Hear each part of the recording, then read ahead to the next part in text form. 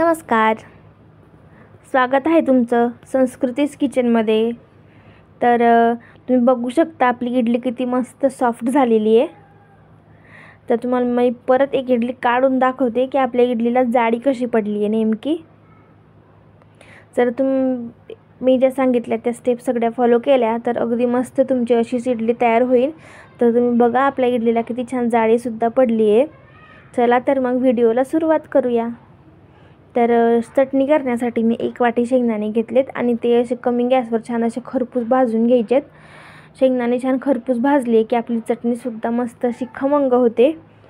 चला तर मग आता मिरच्या घेऊ। तर मी 8 ते 9 मिरच्या घेतल्यात। तर मिरच्या सुद्धा छान अशा भाजून घ्यायच्या तेल टाकून व्यवस्थित। तर मिरच्या थोड्या जास्त घ्यायच्या आहे कारण शेंगदाण्याची चटणी जी असते ती थोडीशी गोडूच लागते, त्याच्यामुळे मिरच्या थोड्याशा जास्त घ्यायच्या आहे। तर एका मिक्सरच्या भांड्यामध्ये मी जे शेंगदाणे भाजले होते त्याची अशी व्यवस्थित साल काढून घेतली आहे आणि ते मिक्सरच्या भांड्यामध्ये घालून घ्यायचेत। तर ज्या मिरच्या भाजल्या होत्या त्या मिरच्यासुद्धा टाकून घ्यायच्या आपल्याला।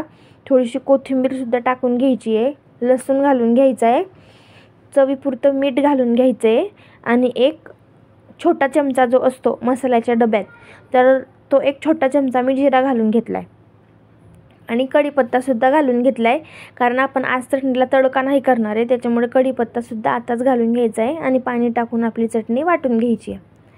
तर इडली बनवण्यासाठी मी 1-2 फुलपात्र रवा घेतला आहे। जे भांडं तुम्हाला दिसतं आहे ते मी 2 भांडे रवा घेतला आहे आणि ते रवा भिजवण्यासाठी मी 1 वाटी दही घेतले। तर 2 वाटी रवा आणि म्हणजे जे भांडे घेतलं आहे ते 2 वाटी फुलपात्र आणि 1 फुलपात्र मी दही घेतलं आहे। तर दहीसुद्धा तुम्ही बघू शकता अगदी पातळ नाही आहे अजिबातच। तर आपण रवा आणि दही मिक्स करून घ्यायचं आहे। तुम्ही दह्याच्या ऐवजी ताकाचासुद्धा वापर करू शकता, पण पाणी कमी घालायचं आहे मग तुम्हाला। तर मी इथं 2 वाटी रवा आणि म्हणजे 2 फुलपात्र रवा आणि 1 फुलपात्र दही घेतलं आहे। तर आपल्याला व्यवस्थित असं मिक्स करून घ्यायचं आहे। चवीपुरतं मीठ टाकून घेतलं आहे त्यात मी। आता रवा आणि दही मस्त असं मिक्स झालं आहे। तर आता आपण पाणी टाकून घेऊ। तर पाणी हळूहळू करून टाकून घ्यायचं आहे तुम्हाला, कारण की जर रव्याचं मिश्रण पातळ झालं तर मग आपली इडली छान फुलणार नाही व्यवस्थित। तर मी 1 फुलपात्र पाणी घेतलं होतं, त्यातलं मी थोडंसं टाकून घेतलं आहे आधी आणि थोडंसं तसंच राहू दिलं आहे। तर जे राहिलेलं होतं ते सुद्धा परत त्यात टाकून घ्यायचं आहे आणि परत एकदा मिक्स करून घ्यायचं आहे। तर बऱ्यापैकी आपलं मिश्रण अजूनसुद्धा घट्ट आहे, तर विस्करच्या सहाय्याने ते मिक्स करून घ्यायचं आहे आणि परत मी अर्ध्या फुलपात्रापेक्षा थोडंसं जास्त असं इतकं पाणी घेतलं आहे। तर त्यातलंसुद्धा मी थोडंसं ओतून घेणार आहे आणि बाकीचं त्यातच ठेवणार आहे, कारण पाणी तुम्ही हळूहळू करूनच घालायचं आहे, सगळं पाणी एकदाच घालायचं नाही आहे। तर थोडंसं ठेवलं आहे मी, तर बघू त्याची आपल्याला गरज पडते आहे का। तर परत पाणी टाकून आपल्याला मिक्स करून घ्यायचं व्यवस्थित। पण तरीही आपलं जे मिश्रण आहे ते बऱ्यापैकी घट्टच दिसतं आहे, फार असं पातळ झालेलं नाही आहे। तर मी जे राहिलेलं पाणी होतं ते सुद्धा यात ओतून घेणार आहे। तर आतापर्यंत आपल्याला 1 पावणे 2 फुलपात्र पाणी लागलेलं आहे भिजवण्यासाठी। तर आता ही सर्वात महत्त्वाची स्टेप, आपल्याला 5 मिनटं विस्करच्या सहाय्याने हे मिक्स करून घ्यायचं आहे। ही खूप महत्त्वाची स्टेप आहे, जर तुम्ही स्किप केली तर अजिबात इडली अशी फ्लफी छान सॉफ्ट होणार नाही। तर तुम्ही ही स्टेप अजिबात स्किप करायची नाही आहे। अगदी परफेक्ट इडलीसाठी तुम्ही मस्त असं विस्करच्या सहाय्याने मोजून 5 मिनटं करून घ्यायचं आहे।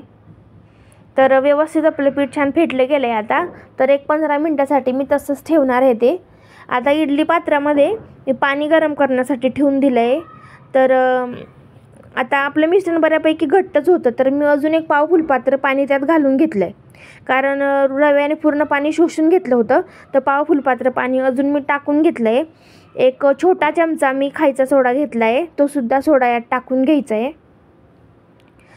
अगदी छोटासा चमचा असतो आपला मसाल्याच्या डब्यामध्ये, तेवढा अख्खा मी या मिश्रणामध्ये घालून घेतला आहे। तर इडलीचं जे भांडं असतं, जी प्लेट असते, त्याला व्यवस्थित तेल लावून घ्यायचं आहे आणि बरोबर परफेक्ट जितकी आपल्या इडलीचं मोल्ड आहे तितकंच आपल्याला पीठ टाकून आपली प्लेट पूर्ण भरून घ्यायची आहे। तर खूप जास्त ओव्हर पण टाकायचं नाही आहे आणि कमी पण टाकायचं नाही आहे, बरोबर तेवढंच, कारण जास्त जर घातलं तर इडल्या एकमेकांना चिपकू शकतात, कारण त्यांना फुलण्यासाठी सुद्धा जागा हवी ना। त्याच्यामुळे तुम्ही जितकी आपलं मोल्ड आहे तितकंच व्यवस्थित पीठ भरून घ्यायचं आहे। आणि आता आपलं पाणीसुद्धा छान उकळलं आहे, तर आपल्याला ही प्लेट ठेवून घ्यायची आहे. तर प्लेटी ठेवताना क्रॉसमध्ये ठेवायचे आहे. खालची जिथं प्लेटीला इडली आहे तिथं वरती त्या प्लेटचे छिद्र आले पाहिजेत आणि जिथं छिद्र आहेत खाली तिथं इडली आली पाहिजे, म्हणजे आपल्या इडल्या मस्त होतात. कारण काय होतं, एखाद्या वेळेस खालच्या इडल्या अगदी घामावून जातात आणि अगदी चिकट होतात. तर तुम्ही बघू शकता किती सॉफ्ट आपली इडली झालेली आहे. जर तुम्ही या सगळ्या स्टेप फॉलो केल्या तर तुमचीसुद्धा इडली अगदी मस्त होईल.